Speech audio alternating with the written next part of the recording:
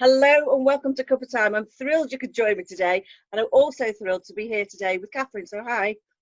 Hi, thank you, Fiona. It's a lovely idea. Thank you. Lovely that you can join me today. So it's quite a hot day over our way. Where is it where you are? Or how is it rather?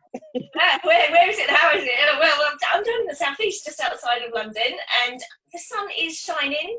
As you can see, it's coming through. I have got some extra lights on, but there is some sun coming through. So it's been quite warm, and I don't know why I've got a long sleeve t-shirt on because actually already. Yes, it's the cool morning air. It'll change as the day goes on. Anyway, rather than weather, we're here at Cuppa Time. So, purpose of which, to start off with, can you share with me your favourite cup or cups, and explain to me why they are your favourite? Right. Okay. I have two. Okay. Two. I'll start with this one, which actually has got coffee in it. I'm going to say this one. I don't. If I'm very honest, I do not remember where or who it came from. I remember it being a gift, but I don't know who it came from. And it's probably about 20 years old. But this is the mug I regularly drink out of, and you can see it's enormous. I'm really, and I think the thing that I love so much about it, you can see the words peace. Yes. Love. It's got cocoa on there. Oh, okay. I think it came as a kit, if I remember rightly. But yeah, it sounds like it's come with something. Yeah, I think it did originally, but I drink coffee from this one, and it's got little hearts on the inside, and it's one of those things that it's a bit like when you put your favourite colour top on or something. It's a bit like I pick it up and it's got that little bit of joy, a little bit of. It's just nice. It's just nice. I don't know, it's a bit of happiness in a mug, isn't it? Really, for me, that's how I feel. It's funny, isn't it, how actually a mug does something like that to you. Yeah. It's just got something special about it. So that is my regular mug. I have it most days, and I drink far too much of the coffee from it. Wow. And obviously, right. Then I have a second mug. This mug. I don't know if you can see. We can see it fine. Yeah, lovely. It's got Cuppa on it. It has Cuppa on it. Well, this is. I like to say it's not a sad story, but there is a sad story to it because it had a partner, and it was Cuppa and a brew.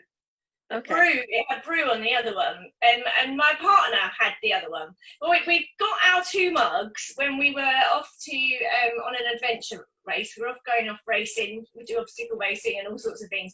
And we'd gone to stay overnight somewhere the night before, and we like to. I don't know if when you go to a hotel, you don't want to drink out of the hotel mugs, or there's like and they have like the really most stingiest size of cup, and you're like really. So we always like to take a mug with us, and in the evenings when we're drinking tea at home together, we have tea in the evenings, so we normally have two big mugs to two of us, but we didn't have mugs with us, so we popped over to Sainsbury's and we bought these two mugs. It was a Cuppa and a brew.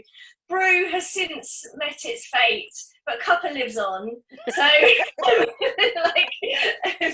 but yeah, so it's just a nice memory, and it's special because we have evening mugs that we share. We've got 2 or 3 sets actually, but I need to find another brew one because I quite liked the fact that they matched together, and it was well, you never know. It's might not be a stock item now, but you might sort of find something at a charity shop, or as have people round near me been doing, and myself, is through lockdown, if there's things that you don't want, put it at the end of your drive, and people use it that way rather than it just going into bins. Search out for a brew. Perhaps I should put it on the local Facebook page and say, hey, has anyone got a matching? So yeah, so if anyone spots it, if Sainsbury's restock, let me know, because it feels a bit sad that there's only the one in the cupboard, and when we have to have that mug, it now has no matching partner, and it's a bit But anyway, that's okay. Then I get this one out and I'm fine again. I was going to say, yeah. Very good. So in terms of your life and the things that you do in your life, are there any things that help to uplift you and keep you in a good place? Because we all have, I think, good and bad days in our weeks, months. We do. Yeah, I would say under normal circumstances, I would be doing the obstacle racing and things, but obviously a little bit different this year. So this year, for me, what's been really uplifting me has has been, which is a bit of a controversial one, has been social media. Right. And being online with people and knowing that humans exist and knowing that we're all sharing an experience, knowing that, you know, other businesses are also sort of, you know, struggling too, that sort of, you know, or having difficult times, and just kind of sharing a support. Yeah. On, you know, without it, I think for me, you know, things could be a very lonely, horrible time. And so, you know, people say, oh, don't have too much time on social media, but actually social media, if you're connecting with the right people and Yes. you're interacting in the right spaces, that's been really uplifting for me to have people that I could keep in touch with, and things like Zoom calls. You know, friends that have said, let's grab together and get onto a Zoom call and you know, help each other out, you know, cried over Zoom and things like that, you know, and that people have, you know, been really kind, and it's just nice to know that the world isn't such it's not a big place, it's a small place, we're all there together, you know. It's yeah, social media for me, and I know that's a really strange kind of what uplifts you, but social media has been really cool for me. I love it. But I think that also goes in hand. I mean, that's what works for you.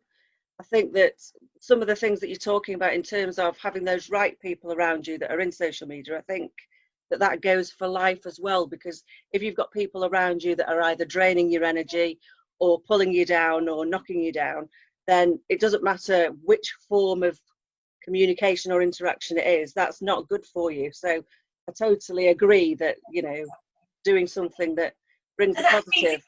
Exactly, right. Bringing that positive, and that feeds into like clicking on the right sort of accounts, and because we all hear of the algorithms and stuff, and the algorithms know what will feed your sort of needs to be on social media, and if your need on social media, it links to everything that's negative and makes you feel negative, it's going to make you feel negative. But if you try and click into accounts and people that leave up like you, that you leave on your page, Fiona, you know, those things that make you feel a little bit like the world is good. That it helps to feed that, and that for me has been very important. But I've struggled a bit through, if I'm honest, I've struggled a bit through, a lot through this time, and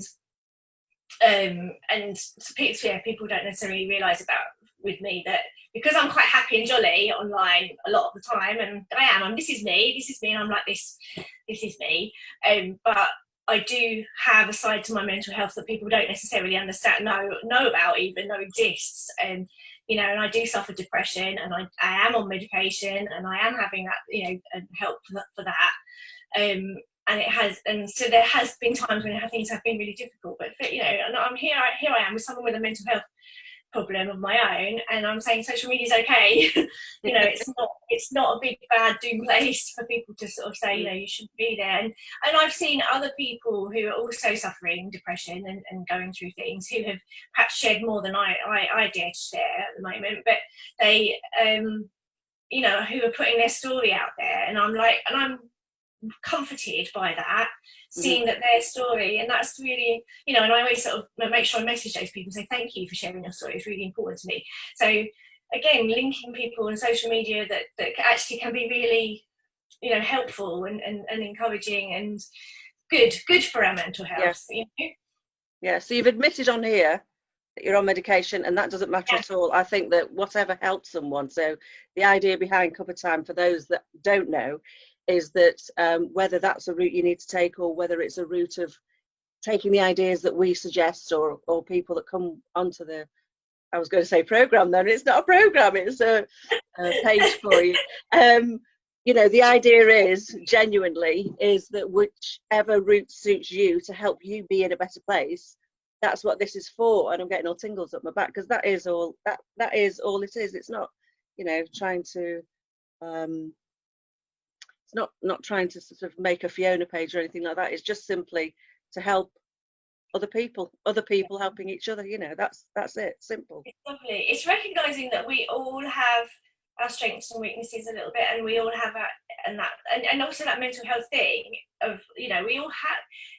I don't think anyone has not been touched in some way by those sort of issues and problems. You know, and it, you know, I might say, well, most days I can cope very well, but there are days when I really can't cope and I'm very sad and cry a lot.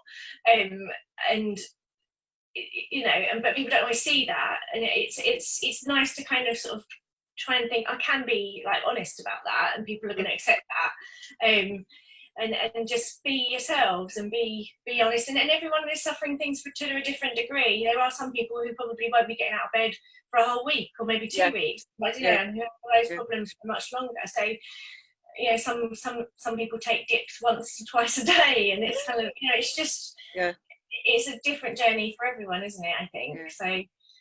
Well, like a coin, you know, you've got your heads and your tails. You've got your days that you can look up and the days that you're looking down, or parts of the day that you're looking down. So you mentioned about obstacle courses. Now tell me a little bit about that. Okay. Okay, that's right. This is the bittersweetness of what I love doing. I love to be fit, but I hate the training. But the end result of that is if I go and do an obstacle race, and we've done many different distances, sometimes you get a 5k or a 10k race, sometimes it's a half marathon, and I have done marathon distance obstacle racing, which is crazy. I highly recommend it. And it involves lots of mud, lots of climbing over walls and monkey bars and sandbags and you name it, any kind of craziness. I've done it. I've jumped into rivers and lakes. I've jumped off of cliffs. I've jumped all sorts of there's like lots of many types of obstacle racing, and hating the training, but getting to the obstacle race, it's like so much fun. It's like it's so worth it. So you know, I've been to so many lovely parts of the country. I've been up to the Lake District. I've been over to Snowdon. We did a coast one down in Cornwall last year, Land's End and that. And we've been seeing so many beautiful sights. You know, you spend 8 hours out in beautiful terrain. You see such beautiful things and so many things that you wouldn't necessarily see if you're just sitting in the car or looking on TV or something. So you know, it really it's good for me. It's good, and I love the challenge, and I love the result. You know, feeling I've achieved something. I tell you that there's not many of the longer races I haven't cried on. In fact, I probably would say I've cried on every single one. My like tipping point is about 9-10 miles in, and I'm kind of exhausted, and and I get this like I've got a few stories that I could tell you about that. Yeah, I remember stubbing my toe once. I was so determined not to cry for a whole race, and then I stubbed my toe as I was going up some steps, and the pain from the stub went straight up, and it kind of straight up. So I was like, I didn't succeed then, not crying for that race, but then when you get over the tears and you keep going and you get to the end and you get over that finish line, you're like, I did that. I've done just 27 miles of craziness, and all weathers as well, all weathers. Good. Really, really mad. So in terms of those going forward, are they just going to have to, because we're talking about what's normal, what isn't normal.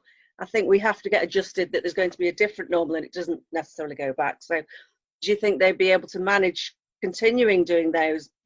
Well, I know there was something happening this last weekend. One of the races more local to me, nuclear races down in Essex, they've got a permanent course there. So it's the landowner owns the land and they can keep it there. Whereas those that actually have to hire venues, and which are usually big stately homes or something like that. So, they're having to hire those venues and they're having to put up their pay ground crews and things like that. Those sort of races were really worried that they're going to go under, but the races with their own venues have tried to already start doing things. So, and I think they're spacing out, really reducing the numbers, really spacing out the waves of times going over, and apparently sanitising obstacles between as well, which is, I don't even know how that will be. It might just be that we have less of the hands-on sort of. It's very, very, very difficult. I hope that at least the trail running, can keep going. That sort of thing can keep going. But I mean, parkrun stopped. Everyone's had to stop parkrun, haven't they? Yeah. Have to look at different ways of doing things. So people know about the way you are. People know about the exercise and the courses that you take. Is there anything that people wouldn't know about you? Oh, okay. Well, again, linked to mental health, people wouldn't know that I was a mental health nurse for a year. I was a nursing assistant on an acute admissions ward. Oh, right. Which means people very, very sick and ill. And I was back when I was like 18, 19. I was very young and very, very. In fact, I hadn't. There's a story behind this as well. That when I went for an interview with this panel of 5 people, I knew it was a nursing assistant's post, and I knew it was an acute admissions, but I didn't know what that meant. I just went to this job interview, just in the hope, nursing assistant, I can give that a try. And so I went to do this interview, and I got this job. And I remember turning up for the first day of this job thinking, I don't know what this is going to be. And oh my goodness, did I wake up very quickly. Like, it was a really, really eye-opening year. I learned very much about the human beings and humankind. And I was quite young, I was 18 at that time. So it was a very, very eye-opening year for me. And I think that's probably partly where my sort of feeling of, wanting to keep up with mental health and feeling like it's a thing that people should be aware of. I'd definitely say that there's things, especially in my life and when I've discussed with friends, there's things that you've done at different times of your life, and sometimes you've thought it's just been a fill-in or it's been something that you've done to suit at that time, but actually as life goes on, some of these learning experiences or sections of our lives, the information that you've gathered or the knowledge that you've got is actually works well for whatever path you're taking for the future, but you don't realise that when you're not at that time. No, I've taken that, like what I've learned from that year about people and humans, and that just into every aspect of my life. I've continued. I always say that's probably the year I learned the most. Ever, and I'll always say that. And I've done other things like. I've done teaching degree, I've done my photography, I've taught myself to be a photographer and everything that I've done. So, but that year, that one back then, really probably shaped quite a lot of what I've experienced, what I've done since then. So. Yeah. So I'm not going to ignore the cameras, and you've just said you're a photographer, and you've got that sign in the background saying "Believe you can," and you're halfway there. So that's what you're doing, and have been doing for how long? Wow, goodness. I'm looking at probably 13, 14 years of doing photography, and I actually, I say that sort of self-taught myself. I've done a few evening classes, A-levels, and online courses, and everything else that I've done to learn to be a photographer, and basically experience along the way. And I'm now a photographer for businesses. I do events, and normally do events. Not at the moment, no events at the moment, but headshots and branding shoots and things for people and small businesses. So that's me, that's what I do, and I love it. I really love it. Really love it. And I'm always learning. Always on the go. And you said you're off to London, so I'm looking at the time and thinking I need to say thank you, which I'm very grateful for you being with me today and taking the time to be with me. And hopefully, well, away from recording right now, we'll chat more, and I can learn from you, and I'm, see where that goes. Thank you so much. This is such a great idea, and it's lovely. Really great way to give back to the world. Thank you, Fiona, for your time. No, thank you, and thank you to everyone. Love to see you again soon. Thank you for watching. Bye bye for now.